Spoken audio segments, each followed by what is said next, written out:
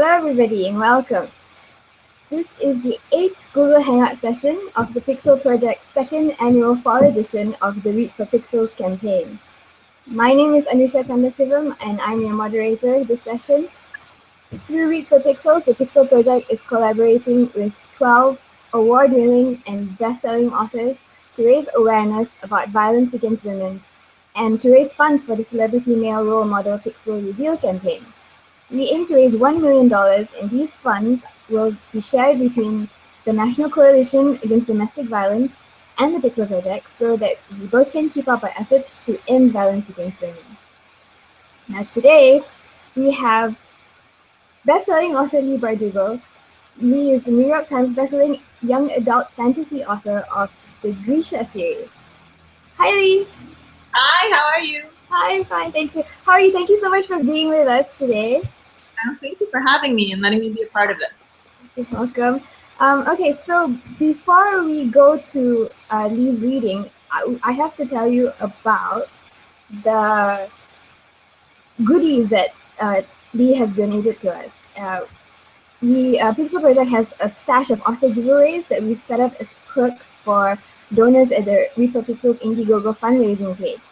So, both of these goodies have been already snapped up. The first one is a special 6 of Crows gift pack. It includes signed hardcover copies of the entire GRISHA series, which is 3 books, and a 6 of Crows when it comes out in November. 6 of Crows pouch and postcard, a special 6 of Crows poster, which I think is limited edition. Now this one has already been snapped up by Crystal Nico, wonderful donor. So thank you so much, Crystal Nico, for getting this stuff and donating to us. The second goodie is Leigh has agreed to critique a 1,000-word extract of a donor's writing and discuss it in a 30-minute one-to-one Skype call. And this one has also been snapped up by an anonymous donor. Doesn't want us to mention their name. But thank you, anonymous donor, for supporting the cause. I actually know who the anonymous donor is because she reached out to me on Twitter. So thank you very much. And I am really looking forward to chatting about your writing. And don't stress out about it. Yeah, well, it's amazing. These goodies were snapped up like almost immediately. So that's great. Thank you so much, guys, for supporting us. Okay, so yeah, we can go straight on with it. Leigh is going to read from her not even out yet novel, 6 of Crows. Yeah, so go ahead, Leigh. Hey, everybody. So I'm going to read from 6 of Crows. It comes out just a week from Monday, or a week from Tuesday. So this is a scene featuring Nina.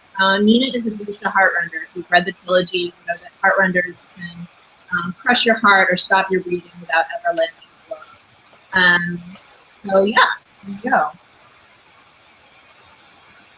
Nina had been too young to fight in the last of the war, and she'd been desperate to be a part of the rebuilding of the Second Army. It was her gift for languages, Sioux, Gaelic, Zulu, Weird, and even some Zemini, that finally overcame Zoya's reservation. She agreed to let Nina accompany her and a team of GRISHA examiners to the Wandering Isle, and despite all of Zoya's misgivings, Nina had disguised as a traveler, she would slip into taverns and food houses, crops, and conversations with the locals, then bring the peasant talk back to home. If you're going to Marek Glen, make sure to travel by day. Troubled spirits walk those lands. Storms erupt out of nowhere. Oh, the Witch of Fells is real, all right. My second cousin went to her with an outbreak of sickle and swears he's never been healthy. What do you mean he's not right in the head? More than right than you'll ever be. They found 2 GRISHA families hiding in the supposed fairy tale, and they'd saved a mother, father, and 2 boys. Bernie, who could control fire from the mob before. They even raided a slaving ship near the port and left it. Once the refugees had been sorted, those without powers had been offered safe passage back home. Those whose powers had been confirmed by a GRISHA examiner were offered asylum. Only the old heartrender knows that the Witch of Fells turns for me. If you want my blood, let them come for it. I'll take some of theirs in return. Nina spoke Gaelic like a native and loved the challenge of taking on new identities for every town. But for all their triumphs, Zoya hadn't been pleased. Being good with languages isn't enough. You need to learn to be less big, or too loud, too effusive, too memorable. You take too mmany risks. Zoya, said the examiner they were shining. So easy. Zoya narrowed the deep blue eyes. My teacher just didn't go easy on me. He ends up chased through the woods by a mob of peasants and tell them to go easy. Then he stomped off, pride smarting, embarrassed for the tears filling her eyes. Zoya had shouted at her not to go past the ridge, but she ignored her. He was far away from the followers instead, and walked right into a blue cellar. 6 blonde boys, all speaking Sheridan, clustered on the cliff above the trail. They made no campfire, and they dressed as Polish peasants, and they were right away. Stared at her for a long moment, led only by Sylvia and me. Oh, thank goodness, he said in confusing feeling. I'm traveling with my family, and I got turned around in the woods. Can you help me find the road? I think she's lost, one of them translated and stared into the other. Another rose, a lantern, and he was taller than ever, and all her instincts screamed for a run. You don't know what you are. Remember that you just nice, clean show, lost in the woods, don't do anything. You know anything the others? You come back. He raised his lantern, the light shining over both of them. His hair was long and burnished gold, and his pale blue eyes blinked like ice. It looks like a demon, I thought. A faint blot and gold ink on the walls of the church warmed the areas through the fire. What are you doing? He asked her. She came from confusion. I'm sorry, she said in pain. I don't understand. I'm lost. He lunged forward. He didn't stop to think, he simply reacted, raising her hand to attack. He was too quick. Without hesitation, he dropped the lantern and seized her wrist, slamming her hands together, making it impossible for her to move out. Breathe then, he said with satisfaction. He had a woke smile. The attack had been a test. The girl lost in the woods cowered. He reached for a knife or a gun. He didn't try to use her hands to stop a man's heart. Also, this is why Zoya hadn't wanted to bring her. Properly trained GRISHA didn't make these mistakes. He had been a fool. She didn't have to be a traitor. She pleaded with them in Polish, not love. And she didn't cry out for help. Not when they bound her hands, not when they threatened her, not when they tossed her in a rowboat like a bag of meat. She wanted to scream her terror, bring Zoya running, beg for someone to save her. She wouldn't risk the other's lives.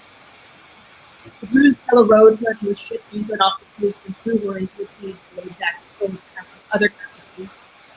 That was when the real goal. Night blended into day in the dank belly of the ship. The GRISHA prisoners' hands were kept tightly bound to keep them from reaching their power. They were fed tough bread, fallen only enough to keep them alive, and had to ration fresh water carefully because they never knew when the night happened. They'd been given no place to relieve themselves, and the state of bodies and worse than human inheritance. Occasionally the ship would drop anchor, and the Jews fellow would return with another captive. The Sheridan would stand outside their cages, drinking, mocking their focused clothes in the way they smelled. As bad as it was, the fear of what might await them was much more. The inquisitors of the ice cream, torture, and the negative of death. He had dreamed of being burned alive on fire and moved up to the moon. Nightmare and fear and the delirium of hunger tangled together so that she stopped being certain of what was doing in the present. Then one day, the Jews fellow had crowded into the hold, dressed in freshly pressed uniforms of black and silver, and white ropes set on his feet. He had fallen into orderly ranks and stood at attention as the commander entered. Like all of them, he was tall, but he wore a tidy beard and his long blonde hair showed gray. He walked the length of the hold, then came to a halt in front of the prisoners. How many? He asked. 15, replied the burnished-old boy who had captured her. It was the first time she had seen him in the hold. The commanding officer cleared his throat and clasped his hands behind his back. I am Jarl Grun. A tremor of fear passed through the room and he felt it reverberate through the deep and the cell. The warning call, none of them. Poor Lena had been obsessed with the grief.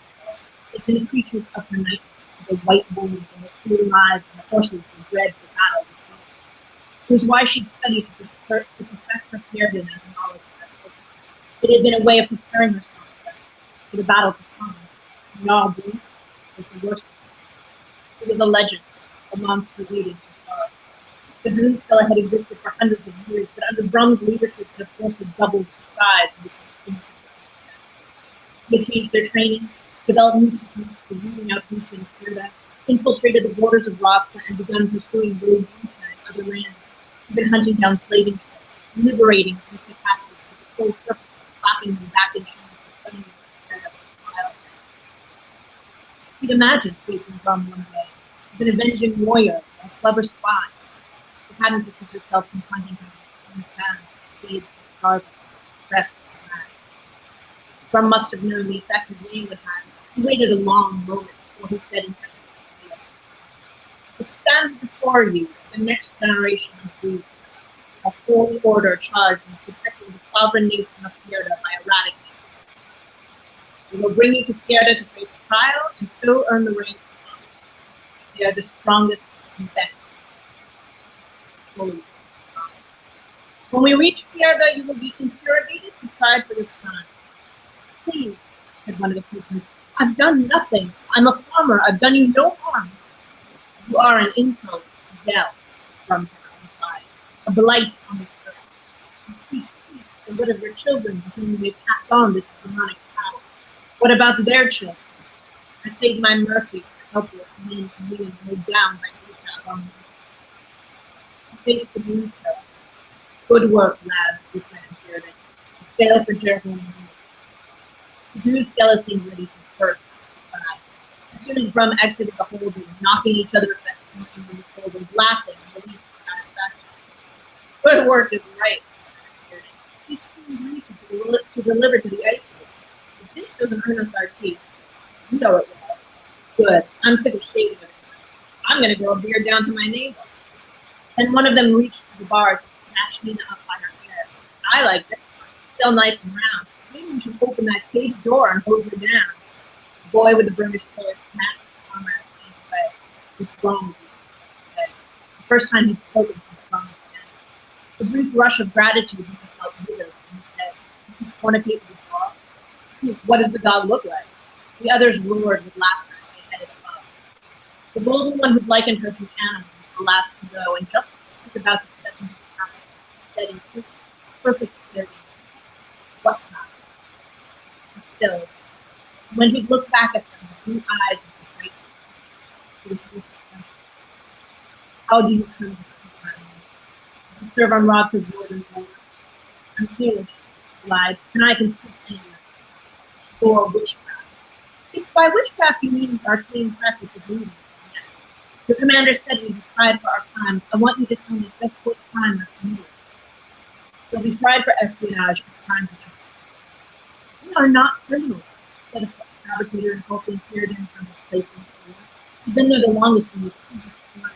We are ordinary people, farmers, teachers, not me. I'm free. You'll have a trial for the Greece code. You'll be treated more fairly than your kindly friends. How many Greeks are ever found innocent? Fabricator Brown, don't provoke me. You will not sway the command. You grip the bars with the bound hands and head. How many? How many did you set to the fire? He turned his back on her. Wait, he ignored her. Wait, please, just some fresh water. Would you treat your dogs like this? He paused, his hand in her head. I shouldn't have said that. Dogs need loyalty. Loyalty is that. Everything is the dog. I'm going to feed you to a pack of hungry now. But all she said was, water, please. He vanished into the passage. He heard him climb the ladder and the hatch closed with a loud bang. Don't waste your breath. You couldn't look like it.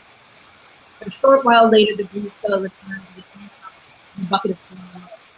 He set it down inside the cell and slammed the bar shut without a word. Nina helped the fabricator drink and gulped down a cup herself. His hands were shaking so badly, having to wash them with blouse.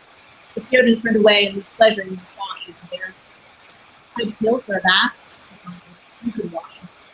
Don't talk. Already stopped.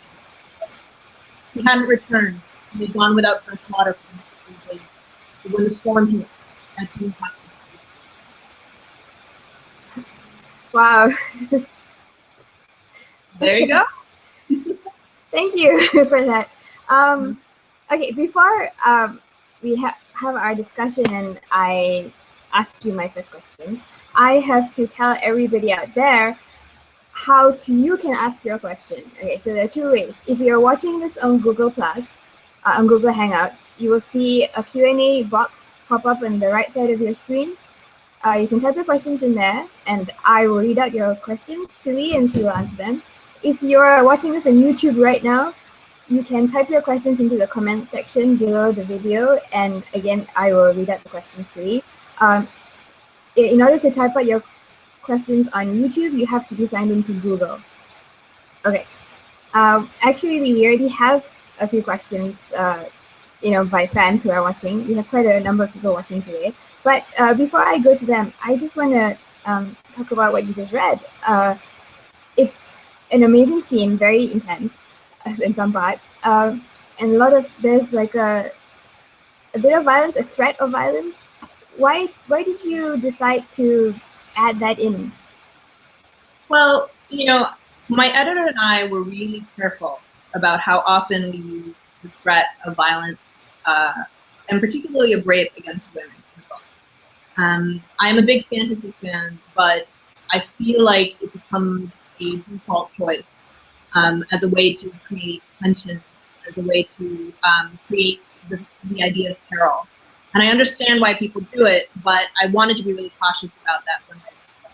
But given what we were going to talk about today, I thought I would step right into that and use one of the scenes where you do have this threat of violence and where it is addressed kind of head on.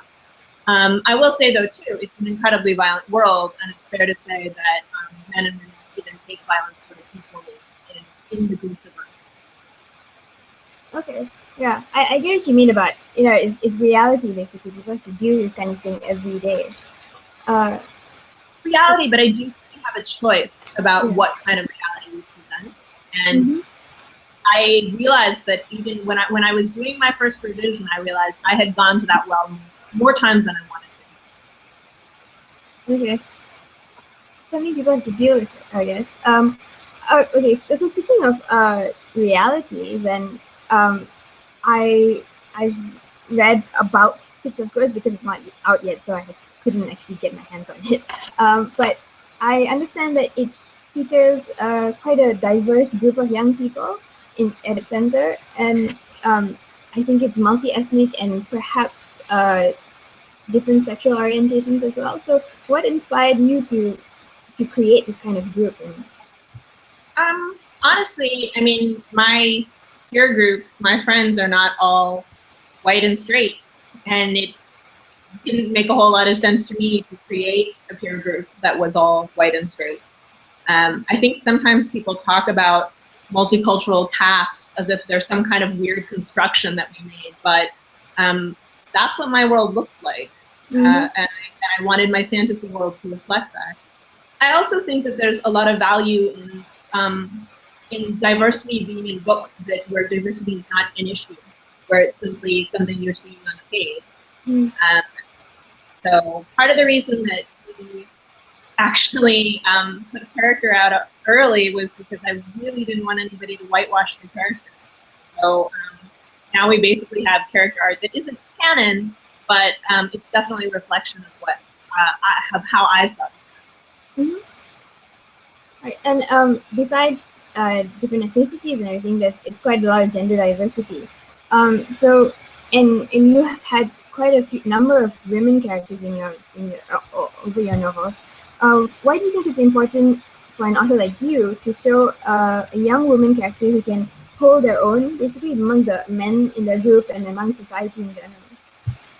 Well, I think one of the beautiful things about young adult books and about young adult as something that's been on the rise in the last few years is how many female heroines we're seeing and how many models we're seeing for female strength. There isn't one way to be a heroine. You can be tough and physically adept like Katniss, but you can also be very clever like Marie Rakowski's character Kestrel, or Ray Parsons in The Girl of Fire and Thorns.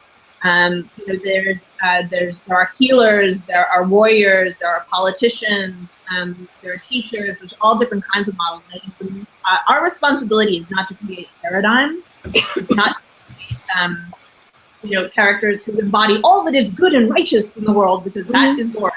I think our job is to just populate our stories with as many female characters as possible, and then let them be bad or good, and as complex as all of the male characters we come across. But I'd also like to say, I think when I was younger, I was reading Mark Pierce, I was reading Emma Caffrey, I was reading Robin McKinley, I was reading Steve Lackey. There were many authors, Diana Jones. There were a lot of authors who were creating great female characters then, and artists who still are. Okay, so I better start reading out questions from the audience because they're really pouring in. Laura Maldonado has asked a question, kind of what you were talking about just now. She says, two questions. She says, "Hi, Leigh. Hi. How has participating in events such as the Pixel Project affected the way you consciously write women in your books? And what are some of your favorite female characters in YA Lit?" Well, I just shouted out a couple of them, and I would also mention Adelina from The Young Elite. She is, it's by Marie Lu. If you guys haven't picked it up, the new book Rose Society comes out soon. And I love her because she's so bad. She's such a mess, so dangerous, and I feel like I have not seen enough female anti-heroes and female villains with motivations that you can see. So I just adore her, and don't know how Marie writes her because she's one of the nicest people I know. But I think, getting to be involved in something like this, we spend a lot of time talking about ourselves and our books, the nature of being an author online, not just talking to friends or talking to readers. You're also constantly promoting. And for me, it starts to feel like I get sick of myself, and I think being involved in something that's larger than just the work that you do, and larger than your ego, really, and selfishly, for me, feels really great. And I think that also, thinking about these things and talking about these things, particularly in the context of fiction. Often I see people talking about television or YA and just dismiss it, like, oh, well, it's pop culture, it's not really meaningful, but these are the things that dictate kind of the models we have for the way we want to behave, the way we want to be in relationships, the way we interact with people. So I'm just really glad to be part of it. Thank you so much for being part of it, Leigh. I mean, it's people like you who give us a platform to reach a wider audience. So I think that's another reason we like authors and, geeky people like you guys to help us out with this kind of cause, because, you reach the people we want to reach, right? I'm sure you just called me a nerd, but I'm okay. No, I mean, I totally mean it in a good way, because I would say I'm a nerd and a geek as well. Yeah. Okay. Melanie Barbosa says hello. Hi. And I don't think she's asked a question yet. She just said hello. Oh, she did ask a question, but I'll get to that a bit later, because I want to read out a question from Hannah Siddiqui right now. She says, "Hi, Leigh.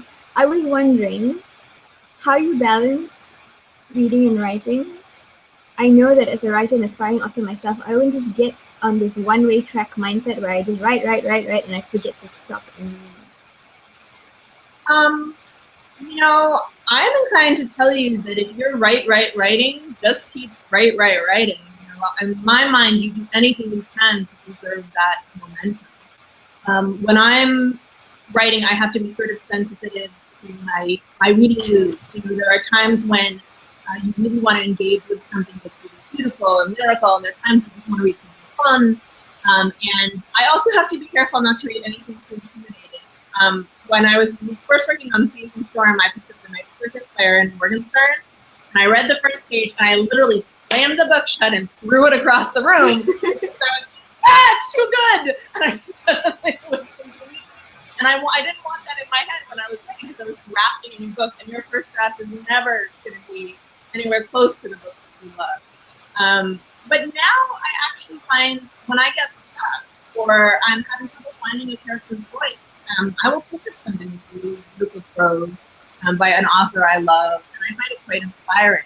So I wouldn't worry too much about balancing writing. If you are a writer, you love books. And my best advice, though, is occasionally make yourself read outside of your comfort zone. If you love fantasy and you're writing fiction, make sure that you're reading literary fiction, nonfiction, poetry, things that are going to make you look at different ways to language and the different ways that people build a story, even when it's not within your genre. Because I think that really helps build your voice and you think it within your genre. Thanks. Okay, straight on to the next question. Tiffany Yang, I hope I am saying your name right. Tiffany asks, why do you think there are so many books still out there with male characters who act violently towards female characters, but are still glorified as the perfect man or boyfriend or dreamboat? That's a very interesting question for me in particular, because I wrote a character who is in the GRISHA trilogy who is incredibly violent and destructive and controlling. He literally says to the heroine, I will strip away all that you know, all that you love, until you have no shelter but me, which is classic abusive language. And yet people love him. They absolutely adore him. And there are many people who were mad at me when certain things happened in the book. So I find that to be a really interesting and compelling question. I think to a certain extent, I find the criticisms of relationships in YA and fiction to be overblown. I think that women and girls are perfectly capable of distinguishing fantasy relationships from our real world. And I don't believe that girls are as soft-minded as some people think they are. I think they're capable of learning. And I don't think that somebody who is internally experiencing a lot of, has fortitude or self-esteem is undermined by that work. That said, I don't feel comfortable seeing a lot of those relationships today. I think we have to watch the way that the heroine responds to those things, and the way that characters around that relationship respond to them. And I think that that's the way to sort of judge what the actual it's not what I particularly want to see in my reading material. As for why they're so popular or held up as paradigms, I think it's partially that we love to let male characters on the book. Like a guy can literally murder an entire village full of people and be like, oh, my sweet baby, how can I protect you? Whereas, a girl says something is selfish or mean or cocky or whatever it's going to be, and all of a sudden, there's 1,000 people on Goodreads who decided that she's the devil incarnate. So I think that's part of it. Okay, next question. Let's see. Okay, they're really pouring in. Let me just get to people who've been waiting for a while. Joey W. Joey W says, hi, Leigh. Hi, Joey. If you could pick another YA author to collaborate with, who would you pick? Secretly hopes for Marissa May or Maggie Stiefvater. Also, we met at a book con briefly and you were so awesome. Thank you for that experience. Oh, well, thank you for coming and seeing me. I appreciate it. This is a hard question. I love Marissa, and she is so delightful, and she writes so fast. I feel like I wouldn't have to do a whole lot of work. I'd be like, I'm going to go over here and have a snack, and you can go ahead and write 1,000 words. She's marvelous. I think Maggie is one of my favorite YA authors. I absolutely love The Scorpio Races. It's one of my all-time favorite young adult novels. I would love to work with Laini Taylor. I adore her, but I happen to know Laini's process is completely different from mine. Robin McFeevers is amazing. Salvatore Fear is amazing. There's so many amazing authors. I don't. Here's what I'll tell you. Even if I love somebody's work, even if I like that person, I don't know if I want to collaborate with them. And I think the reason is because it's like you might have a really good friend, but you don't want to live with that friend. You don't want to be their roommate. Like, you think you like this person, or you don't want to go on a road trip, right? Like, you think you love this person and you can't get enough of them, then you go on a road trip and you want to murder them in the space of like a day. Yeah. So I would hate to ruin like a great friendship or the experience of reading somebody's work by finding out that we weren't good collaborators. You don't know that until you're in it. So I don't know. I would enter into it very carefully. Very, very carefully. Oh, I lied. I want to work with Jeannie. I don't know. I've just read every one of his books and graphic novels that I read. I'm just delighted by. So I've changed my mind. Never mind. We'd get along. He's so nice. Okay. All right. So okay. Emma Pope McCracken. She says, I have to say that Nikolai Lantsov is one of my favorite characters in the GRISHA trilogy. Is there any chance we will see more of him?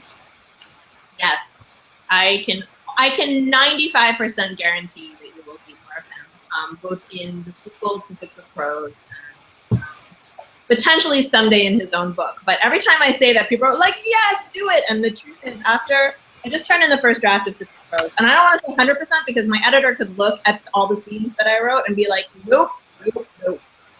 So good chance that you will see not only him, but some other old characters being characters in the trilogy. But no promises. And as far as writing Nikolai's own book, I'm going to take a little break from the GRISHAverse after this book. I have a couple of other projects that I want to work on.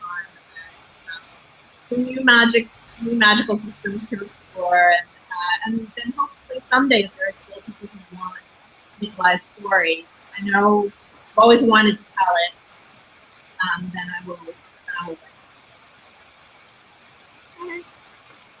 Okay, I have a question. Now you write sort of SF fantasy kind of novels, and these are genres which are still quite male-dominated, though there are lots of female authors and lots of female protagonists in the world. Do you think that contemporary audiences in these genres are more accepting of female protagonists nowadays?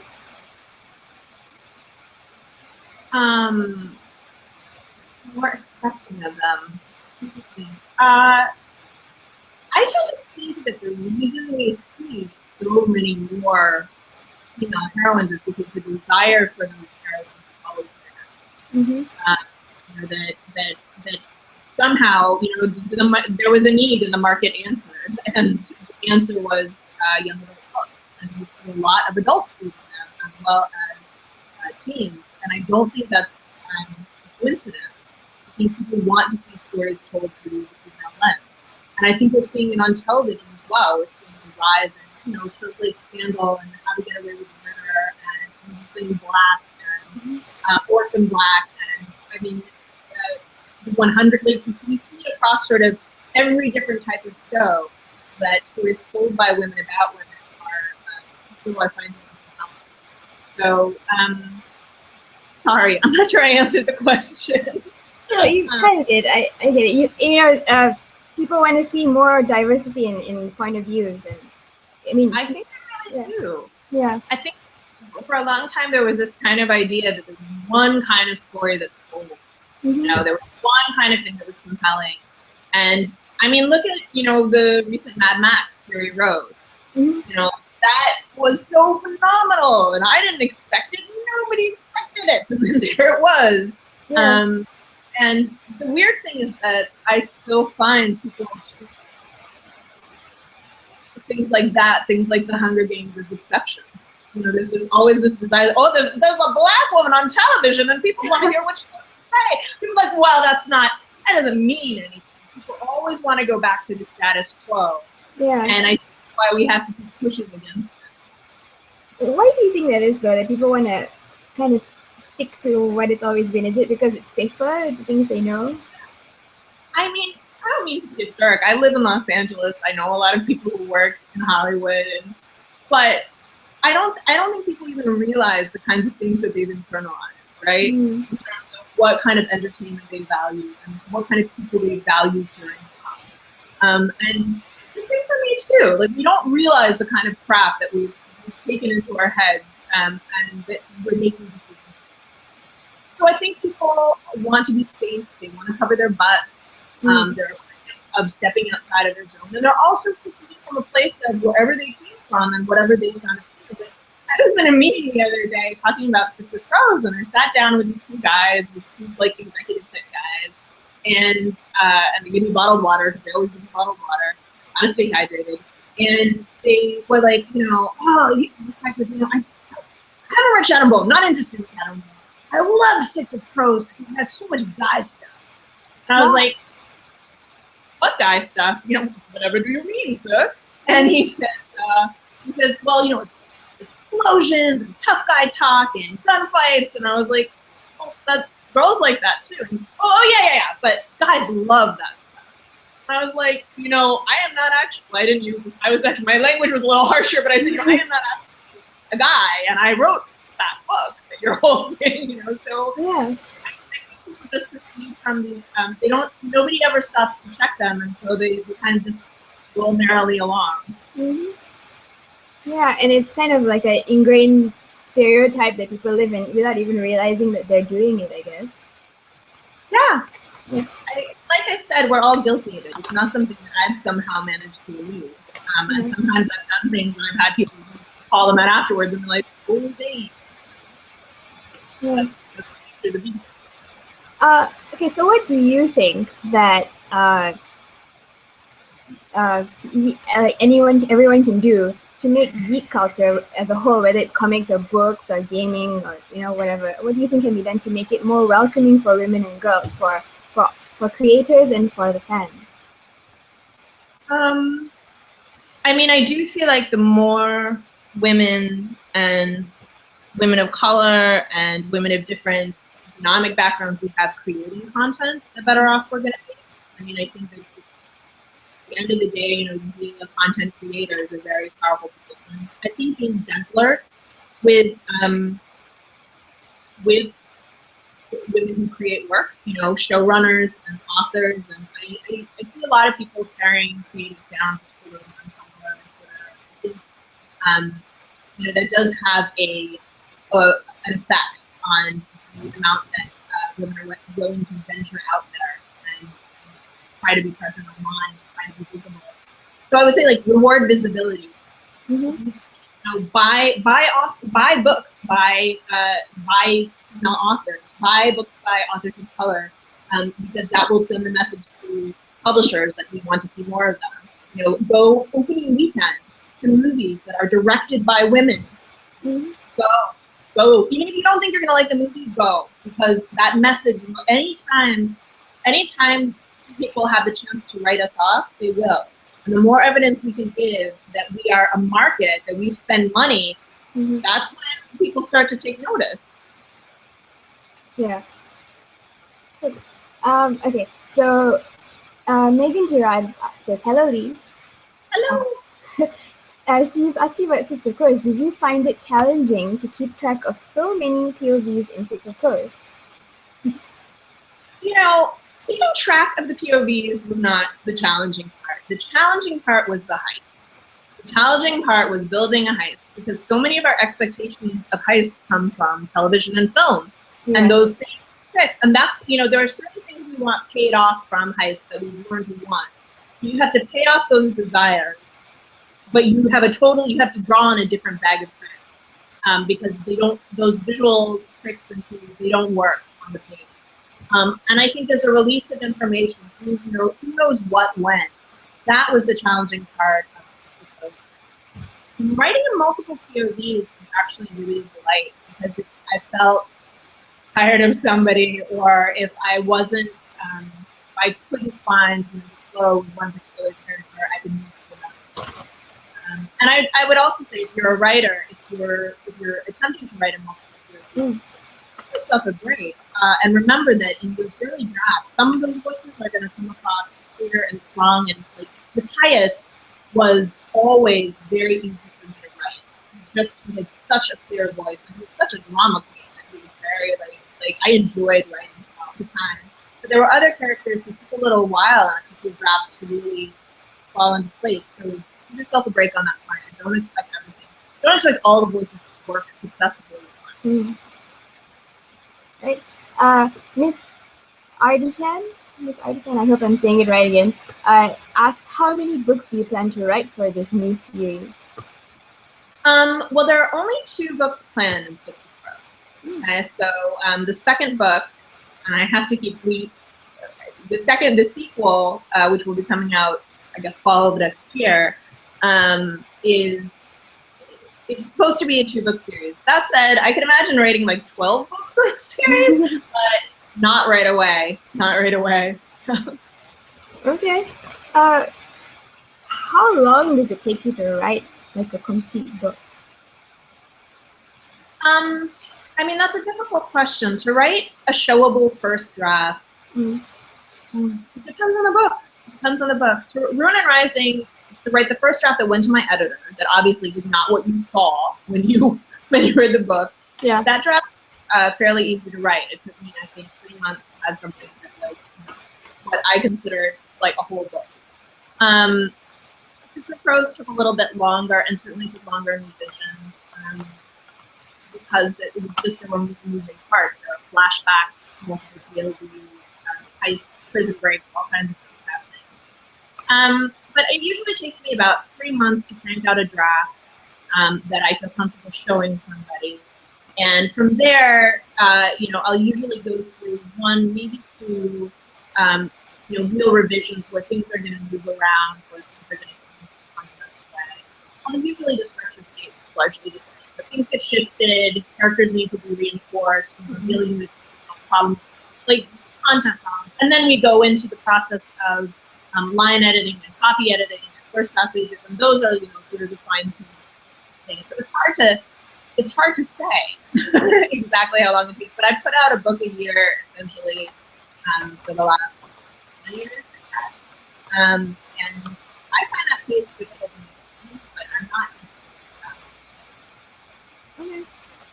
Okay, guys. So keep your questions coming. I'm be reading out some of yours, and I'll be asking you some of mine as well, just to keep the discussion going.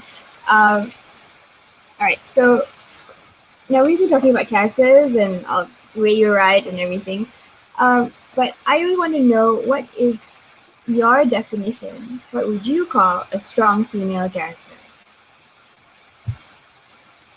I mean, any character with agency, any character who has something that she wants. It doesn't mean she has to be good. Like, I don't really care if she goes after what she wants or how she goes about getting what she wants. But the fact that she is a whole person with desires and needs that exist outside of whatever the needs of her antagonist or her love interest or the hero of the story is, I would call that at least strong in terms of writing, as opposed to strong in terms of. Okay. That was tricky. That was defining. That was excellent. No, but it's a good answer, because a lot of people talk about, yeah, she's so strong. She can go and beat up all the guys and the bad guys and kill people. But if she doesn't have agency, or she can just anyone can pick up a sword and stab somebody, but it's more than that. Yeah, you know what I mean? Yeah. We have this desire to dismiss other kinds of strength, and I think that's a shame. There are other ways to be tough or strong or be a leader than by having magical powers or and in some ways Six of Crows was a response to I had just come off of writing the GRISHA trilogy, which was very much a chosen one story, and I really wanted to tell a story that was about kids who did not have secret grand destinies and who were not going to be kings or queens or start revolutions, that had they have skills, they have a lot of baggage, one of them personally, but their motives are much more personal. It's not about a fight between good and evil. It's in some ways about the people who are dealing with the repercussions and living their lives while kings and queens go off and make their wars. Yeah, which is really, I would say, really relatable to the audience. I mean, to your readers, because all of us are ordinary people. Probably a queen reads your book, but most of us are ordinary people. Okay. Now, as an author, as a female author, do you think it's important for you to portray examples of healthy and respectful relationships between the female characters in your book and male characters and between female and female characters? That's an interesting question.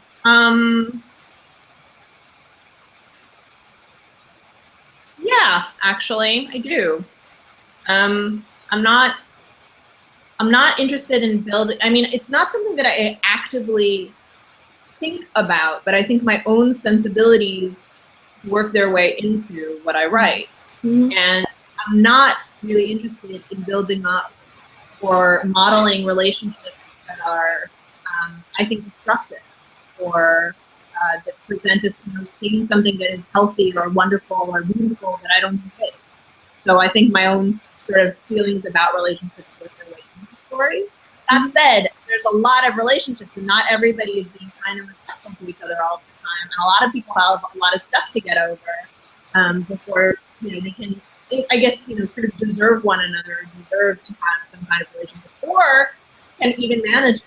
I know plenty of people who are nice people, but who are dragging around a lot of trouble with them, and they are not necessarily being able to have a happy interaction. So to me, it's more about realistic relationships. Okay, good answer. Okay, so Mia Minus. Turn another light on. Like, am I very dark? I can only see a little picture of my head. It's all right, but if you just want to run on a switch on a light, that's fine. I can. Me too. Okay. Okay. Okay, so while we wait for Leigh to run back from switching the light on. Oh, okay, she's back. Okay, so let me. Shadows. Yeah. Yeah, that's a bit better. Okay, Leigh, actually, the top of your head is kind of cut off, so maybe if you move your camera a little, yeah, that's better. Now you can see all of you. Okay, so Mia Mini says hi, Leigh. I'm the one who tweeted the other day about Nina's height, and I was wondering how you felt. I was wondering how you felt about the different visual interpretations of your characters done by fans. And with that, do you have a set image of your characters in your mind? Generally, no, I don't have a set image. There are always exceptions, but it's very rare that I have like an actor or somebody in mind when I write. I create inspiration boards, and like I have a Six of Crows. I actually have like 6 or 7 private boards for Six of Crows, and I've been pulling from them and putting them up on the Six of Crows Pinterest board. But for me, it's really, really exciting to see. I would always rather see what the reader imagines, who the reader would cast, than have them trying to model what I had in my head. I want to know what you see based on what I wrote on the page. That's like a lot more exciting. But I love fan art, so by all means. Yeah, cool. Fan art is sometimes, the way people interpret things is really cool, and things that you never imagined. Yeah. And I do actually, with the GRISHA trilogy, there were certain artists whose work I've seen so much of now that they actually changed, sort of, without me realizing it, the way that I saw the character. Which I like. Cool, yeah. Okay, so moving a little bit from character design, Tiffany Yang is asking, can you talk about the book design process for Six of Crows? How did you decide on all the details, like the cover design and the perfect, beautiful black stained pages, etc.? Oh, God, those pages are too much. I mean, I am not particularly involved in the design process. That is really the work of the people at GRISHA. The cover designer is named Rich, and he sent us what are called comps. They're not quite finished, and their ideas. He sent us the ideas for the cover for Six of Crows, and whenever you open that email, you take this deep breath. You don't know what you're going to see. It could be beautiful, it could be horrible, and it's literally like somebody's being like, guess what? You're going to be wearing this outfit for the next year and a half. So you're like, okay, what will it be like? And it really looked almost exactly like the cover that we have now. It was a slightly less refined version. So we got very lucky. Rich is in credit. He did the covers for all of the GRISHA trilogy. He did the cover for Cinder. Marissa Meyer, all her books, Marissa Meyer's books. So he's really extraordinary. And I have to say, if you guys have a chance to see the hardcover in stores, or by all means, pre-order, but like that cover is so much more beautiful in person than I ever expected. It's like creamy and full of stars and texture, and it's so gorgeous. And the interior was the work of April Ward. She did all of the chapter heading. I don't know all the other stuff. Like, who decided on like the color of the end papers, or like just the little pro stamp on the book. I know Rich does the whole jacket and the design and everything. But that's, it's the Macmillan Children's Design Department. And they will send me things, and I might say, I don't love this font, or if we try something different for the chapter header. And in general, I'm very lucky that publishers are quite kind to me. And I can say too, my editor, Noah Wheeler, was the one who came up with the idea for the black stained pages. And when she did, we were in a marketing meeting, and I was just sitting there nodding. She said it, and I like reached out and like grabbed the person next to me. And I was like, yes, please. But then it was like, do it? Will they not do it? And I literally didn't know until I opened that package. It was like, look at this book. Really, really one of the loveliest objects ever. Not that I'm biased. No, of course not. I think you've actually answered Caitlin Emming's question. She asked, what were your initial thoughts of the Six of Crows cover, which you said just now. And she said, she said, also really loving your pictures on the hardcovers of Six of Crows. Oh, thank you very much. I can't stop taking them, so that's good to know. Okay, we have an interesting question from Book Ramble. He or she says, hi Leigh, I've always been curious about your last name, Bardugo. Does it have Slavic roots? And if your family does have Slavic roots, is that a part of what inspired the world of Ravka? Okay, so my family is Russian and Lithuanian on one side, so yes, Slavic, but Jewish Slavic. And I do think that was a big part of why I chose Russia as a cultural touchstone for the trilogy. I think growing up, Russia was always, my family was literally driven out of Russia by pogroms, arson, murder, rape, all those fun things. And I think Russia always had kind of occupied the role of like the glamorous oppressor. It had great wealth and great beauty, and was also a place of tremendous brutality. So it was sort of already a fantasy world in my mind. It was a short hop to that. And then my other side is Spanish, and that's where Bardugo comes from. It's from Spanish Bardugo, which means executioner or public man. So don't listen. Yeah, I've got. Like that's really interesting. Executioner. Wow. Okay. One more question from Melanie Barbosa. Any advice for aspiring authors? And I think a lot of people want to know this. She's got a lot of yeah, I mean, I'm not going to give you advice you haven't heard. Finish a draft. Okay? Write a terrible, messy, ridiculous, trite, ugly first draft. Use that draft to tell yourself the story. Fill it with questions. Fill it with placeholders. If you don't know what to put a scene, just write, I don't know what to write in this scene, and move on to the next scene. But don't get bogged down. Don't write 1,000 perfect first chapters. Finish the draft, because you will learn more from a messy beginning, middle, and end than you will ever learn from writing and rewriting the first 25 pages of the book. Read outside of your comfort zone, like I said, and there's no expiration date on your talent. It does not matter how old you are, what you look like. Have a good story to tell somebody. Since you're talking about writing, there's another question about your writing process over here. So, Alison Bruce says, hi Leigh, I can't wait to read the rest of Six of Crows. I actually have 2 questions for you. What is your favorite thing to do right before and after you start or finish a writing session? And what do you think is the most clever or funny line that you've ever written? The most what? What was the second part? The most clever or funny line that you've ever written. Oh, there are so many. It's so hard. I'm such a genius. It's so hard. Okay, the before and after. I mean, I have to have coffee before. Like, you know, so I guess have like a really big iced almond latte would be like the ideal. So yeah, I like to have breakfast. I like to have some coffee, and that about covers it. After I've been writing, I mean, I'll take I like to go outside, really. I like to take my dog for a walk. I was just at a really wonderful, indulgent writing retreat where we would write all morning and most of the afternoon, and then at low tide, we would all go out and jump in the ocean or right on the beach. And it was so, like, it was just blissful.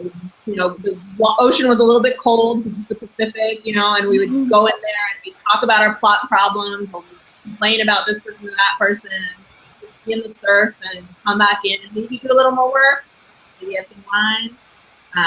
So yeah, anything like that is I really like, but I don't tend to, when I'm in writing mode, I'm really in writing mode. I'm working and then I'm, you know, maybe watching television or relaxing at night, but I'm not going out. Like, I don't see anybody. The fact that I have lipstick on right now is only because I knew I would see you fine people. So otherwise, you know, my hair would be in a bun and there would be nothing on and there would probably be no bra. So, you know, there you go. It's gotta be comfy. Yeah, totally. As far as my brilliant writing goes, I will tell you, I think it's an easy question for me. There's a line in Seas of Storm where Alina says to Sturmhond, the privateer, you know, who are you? Where are you from? And Prince Ernie says, my mother was an oyster and I'm the pearl. And it's delightful. She's laughing. And I really like that line, and I have zero idea where it came from, but I like it. I remember reading that and like, whoa, okay, ego. That's right. Somebody says that to you in a bar, turn around and walk away. Okay, Lily Marchigiani says, hi Lee. Hi. What is your favorite fairy tale story from Grimm's Fairy Tales, for example, that has been adapted to a Disney movie? Interesting question. Oh my gosh, what an interesting question. I mean, I always liked Snow White and Rose Red, not the classic Snow White, the one with the bear, the prince with the bear. And okay, I never liked the story, but I would love to see somebody adapt Rumpelstiltskin. Rumpelstiltskin was always one of my favorites, but it was a weird story. Like, there's this king who's locking you in a room every night. And he's like, if you spend the straw to gold, I'll let you live. Yay! He does it. No way, you gotta do it again. Yay! He does it. And then he's like, guess what? You do it again, we get married. Yeah. If not, I'm gonna kill you. And I'm always like, oh my gosh, that is so much. Like, why didn't Rumpelstiltskin just get her out of there? But when I wrote Little Knife, it's one of the I do these companion folk tales for the books, and there's a story called Little Knife that was one of the third ones. It's free, you can read it online, but it is a very, very it's not a retelling of Rumpelstiltskin, but there are like references to it, just because I always thought it was the weirdest story. And I'd love to see them do like a really weird Hansel and Gretel. Like, I guess there's no love in that one, but I'm sure they could come up with it. Yeah. You might have answered Mickey Smith's question as well. He says, what were some of your favorite books as a child? Oh, I mean, there was a great book called The Witch of Blackbird Pond that I really loved. There was a book called Many Moons by James Thurber. For some reason, nobody knows about this book, but this is one of my favorite books. Like, it's not quite a picture book. It's more sophisticated than that. So it's for slightly older kids, but it's a beautiful, wonderful story. There was a book called Cat Witch that was about a cat who was a witch. Wow. Yeah, twist. But I loved it so much. I still have my original copy. It is so great. And I guess, you know, Swiftly Tilting Planet, A Wrinkle in Time, those were really big things too. So many books. Wonderful books. Okay, I'm trying to get through the questions from the audience. There's so many questions. The Stealing D asks, if you could be one character from one of your books, who would that be? Also, if you were in that world, who would you fall in love with? Do I have to have the life of the character? Like, or can I just have that character's powers? Because I think you need to have the life as well. You can't just have the power, you have to have the whole life. then maybe like, I don't know. If I have to have the life of the character, I don't know, like noblewoman number 14, like, live in a palace and never has to be like in a war. I always wanted like a Heartrender's powers. Like I would love to have a Heartrender's powers. I just don't want to get killed. So I'm gonna be like a generic Heartrender, who one of the few people who has a happy life somewhere. And I guess who I fall in love with, honestly, I know people want me to be like, no, the Darkling or Nikolai, but honestly, Tolia. It would be Tolia. Like, he is tall, built like the Rock, tattoos, nice, nice, loyal guy, and he loves poetry. He walks around reciting epic poetry. So that's my choice. I think that's a good choice. That's what I'm looking for. Yeah. Okay, so Book Rambles has another question. Yes, I've always been a bookworm, but many people that I know started to hate reading in school because of being forced to read books they didn't like. How do you think English programs in school should approach this issue? Oh my gosh. Wow, that is, see, I'm really of two minds on this question, because there are books like Ethan Frome that I don't think anybody should ever be made to read. But then there are books that I didn't want to read, or I thought I didn't want to read, like The Invisible Man, or I never would have read Louise Erdrich if I hadn't picked up one of her short story books in school. It was a book of short stories, and in it was a short story called Fleur. And she became one of my favorite writers of all time. So I'm really torn, because I do feel like it would be good to have readers read outside of their comfort zone and engage with texts that are difficult or challenging, or from points of view that you don't necessarily instantly understand. At the same time, I don't want kids to stop reading. So I don't know, maybe like a program that's like, you get to pick. Maybe you get to pick your core requirements. And you get to do like 3 books from this and then you get to add on 3 books that you just really love, or from a genre that you really love. Maybe that. I don't know. It sounds like an ideal, but I don't know whether I should be in charge of education. Yeah. Math for none, English for all. Okay, so speaking of reading, Hannah Siddiqui asks, do you prefer physical books or ebooks? And do you prefer your readers to pick up your books in one platform over another? I'm honest, however you're reading my books, I'm happy. As long as you're not pirating them, I'm happy. Check them out from the library, or read the ebook, or whatever is most convenient for you. I will admit that there's something thrilling about seeing my books in somebody's hands, though. Like, there's something special about that. I tend to read both ways. I travel a lot, and that's when I get to do a lot of my reading. Because usually I'm on deadline when I'm home, and when I'm researching, I have to have a hard copy. I find it, or a paper. I have to have the book. I have to have a physical book.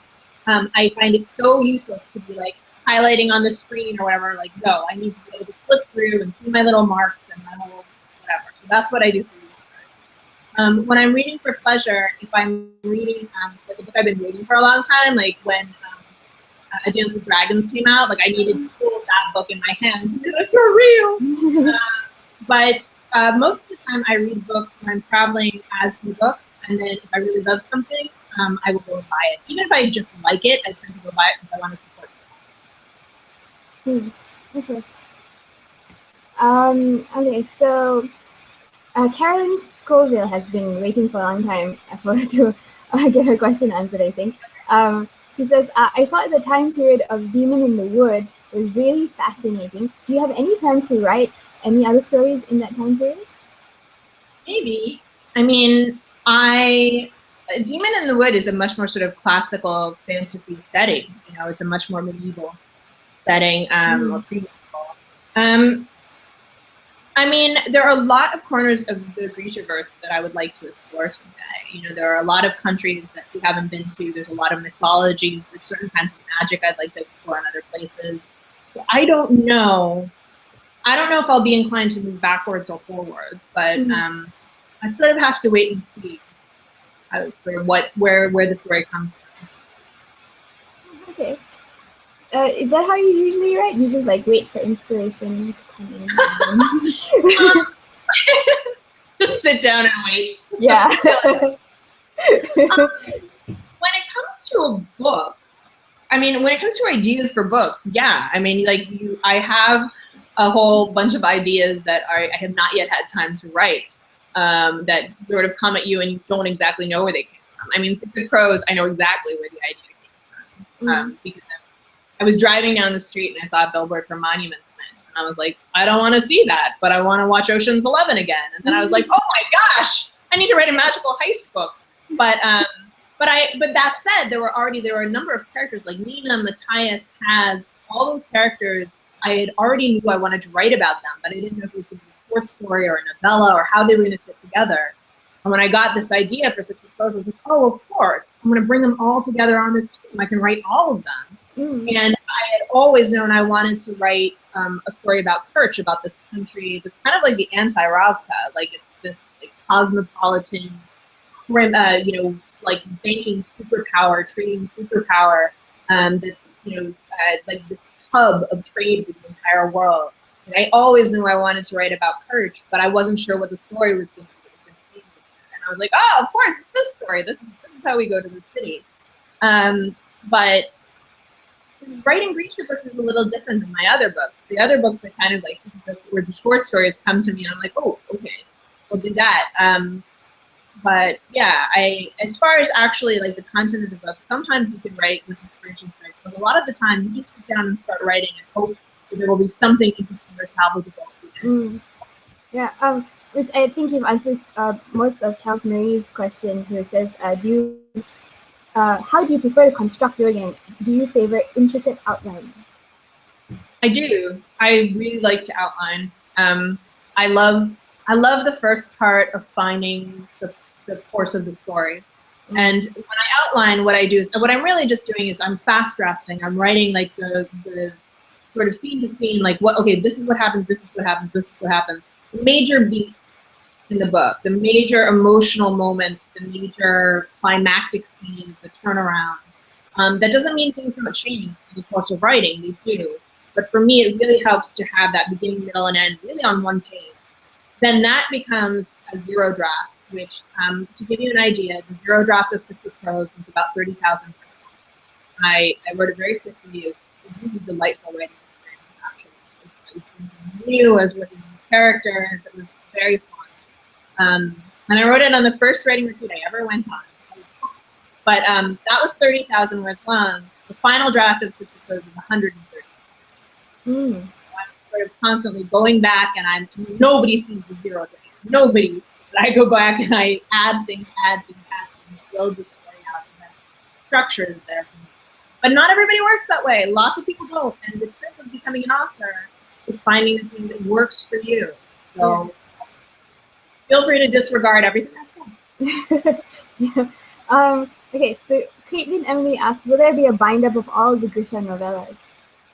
I don't know. Maybe someday. That's really up to my publisher. As far as I know, right now we don't have a plan for that. But I don't know. Maybe when the second book of Six of Crows comes out, we'll do something. Or if I end up writing Nikolai's book someday, maybe we'll do something. I don't know.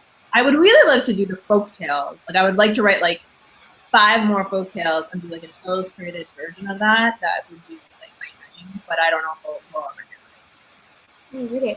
We actually had a question from Alison Guzo asking about your African photos, if you would write any more. So yeah, if you really want to, maybe. I would love to, but they take a long time. I find short stories very hard to write, and they take me longer, sort of in terms of proportionally than the books that I write.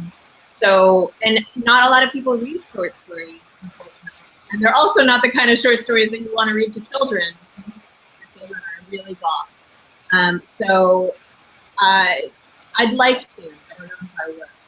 Oh, but I do have a short story. It's not GRISHA short story, but I have a short story coming out in the Perkins anthology next year that I'm so excited about. It's set in our world. It's fantasy. It's a love story, and the book is called Summer Days, Summer Nights. We just saw the cover. It's top secret, but it's so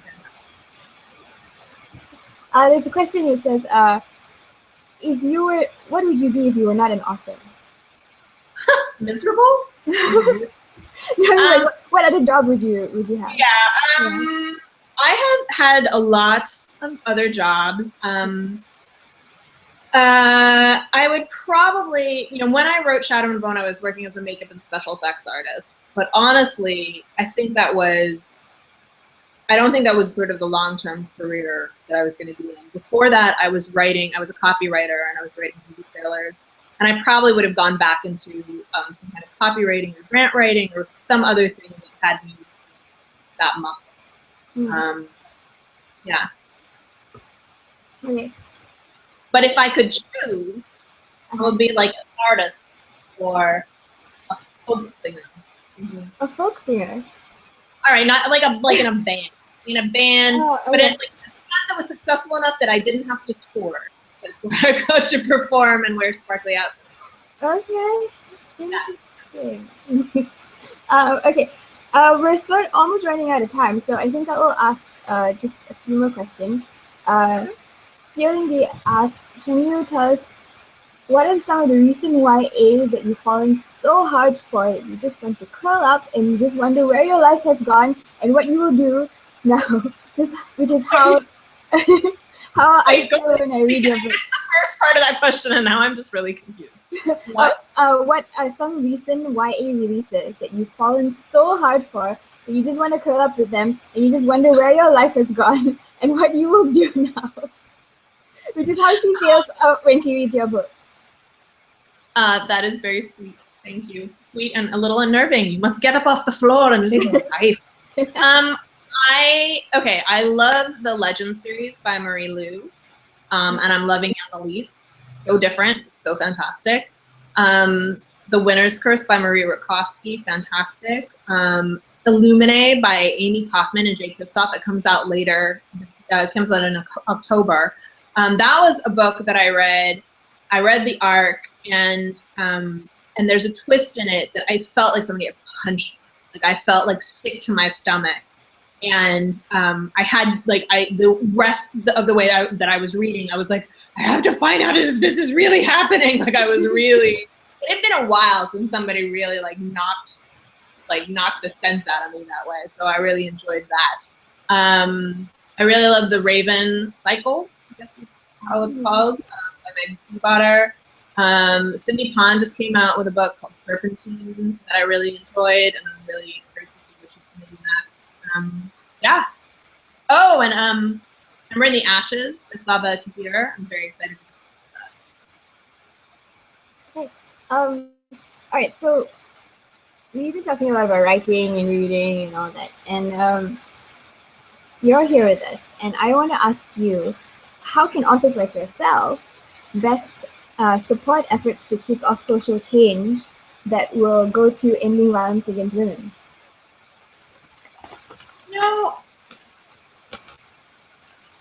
I don't really know. I participated in the World Builders calendar this year, or not it was 4 World Builders, but I don't. It's a fantasy calendar that Lauren runs with me. And I'm participating in this. I'm trying to work with an agency here in Los Angeles that basically helps at-risk kids who are living on the street. But I don't, to me, the most effective thing you can do is take whatever you're feeling online or whatever you're seeing online and then actually go out and do something.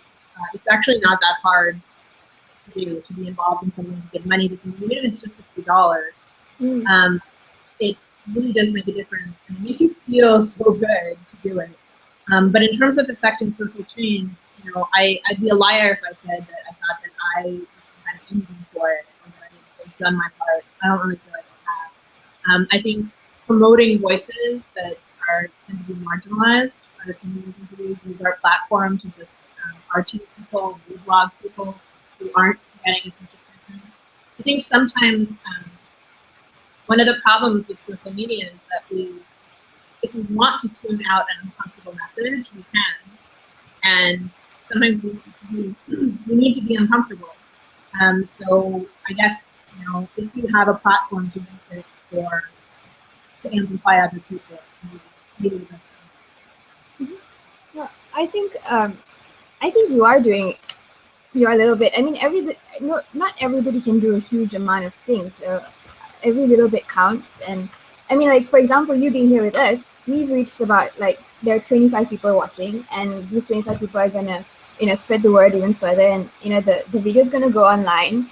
So I think that helps spread awareness at least, and then it's up to you to choose how you can help, right? So, and if you're watching and if you want to help spread the word, I would say too, like, the things I donated have been snapped up, but there's a lot of stuff on the People Project Google page that from other authors. It's amazing. And also, you can just, if you don't see anything you like, you can just donate a couple of bucks and just make that effort. It's very worthwhile. Yeah, thank you, Leigh, for the shout out. Okay, so now you were talking about doing our bid and everything just now. I feel one of the reasons that gender violence exists is because of it's just inequality between the genders. So do you think that there will ever come a time, or that we're moving towards a time, where there is going to be complete gender equality, and then it will follow that there is no violence against somebody just because of their gender?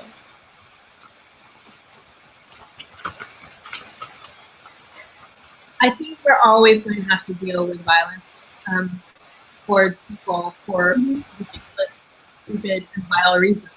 And unfortunately, I guess the nature of life is nasty, British, and short. Like, I don't tend to be an optimist on that. However, I do think we're moving towards gender equality. And I do think that, I see a lot of nasty reactionary stuff. I see a lot of it in adult science fiction and fantasy. I see a lot of it online, and I'm sometimes shocked by it because I live in this bubble online where most of the people that I follow, who I hear, or who are in my Tumblr feed, are people who I agree with. Maybe not on everything, but on the fundamentals. And then you step out of that, and all of a sudden you're assailed by things, and you realize that the world that is not the world we're living in.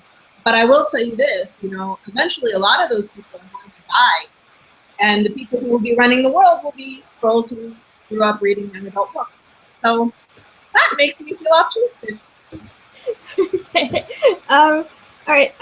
Well, you've been really so very supportive of us on Read for Pixels campaign and our anti-violence against women work. So can you just share with us why you are supporting this cause? Like I said, I think it's very easy to forget what is happening throughout the world, and even maybe right next door to you. And I don't think you have to have personal experience with assault to be affected by it. But I guarantee you know somebody who has it. And if there's a little bit that we can do, if I can show up and give away some books and make a little tiny bit of difference, then I'm very glad to do it. But we live in a world where there's just there are tremendous challenges for women, particularly outside of the United States, but also here that I don't think we can ignore. And I have a lot, and I have a very lucky, very happy life. So I hope that people will look outside of themselves a little bit more, and that I will continue to do that. Honestly, like I said before, it's my privilege to be able to review it. I was honored to be asked, and I think anytime you can do it, then you should. Thank you, Leigh. Okay, so I think we've actually reached the end of the session. We're really running out of time. So I just have to say thank you to all of you guys who've asked questions, and they were really interesting questions. And thank you so much, Leigh, for answering them and sharing your thoughts with us. Okay, so like we were saying just now, all the author goodies that she gave out, that she donated to us, have been snapped up already. It was a special 6 of Course gift pack, which was snapped up by Crystal Nico. So thank you so much, Crystal, again. And a critique of a 1,000-word extract of your writing and discussion, 30 minutes one-to-one Skype call, which was snapped up by an anonymous donor who doesn't want us to reveal who they are, but thank you so much, anonymous person. But as Leigh was saying, there are other things up on our Indiegogo page that you can snap up from. There's loads of other stuff from other authors, and there's just small little ways that you can help and donate stuff. So I'm going to show you how you can do that. So here we are. So these are the links that you can go to. Go to is.gd/r4p Indiegogo 2015, and that's all the author goodies are there, and you can choose wherever you want and click on something and donate. If you only have PayPal, you don't have a credit card, you can still donate. You can go to is.gd/r4p Razoo 2015, and you can get a set of exclusive Read for Pixels wallpapers for your laptop and your tablet and your smartphone. It's another way to donate and spread awareness and help the cause. So please do give generously. All funds go towards the Pixel Project Celebrity Nero Model Pixel Reveal campaign, which will help to end violence against women. If you want to know more about the Read for Pixel sessions with our other authors, you can go to is.gd/readforpixels. Yeah, so there's a lot of ways that you can help us out and spread the word.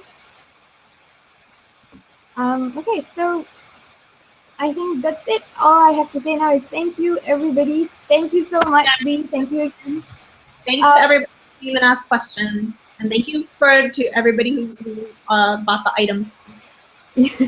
Yeah, and yeah, just thanks everybody for your support. And I just want to say have a good day or a good night wherever you are in the world. And we'll say goodbye now. Bye.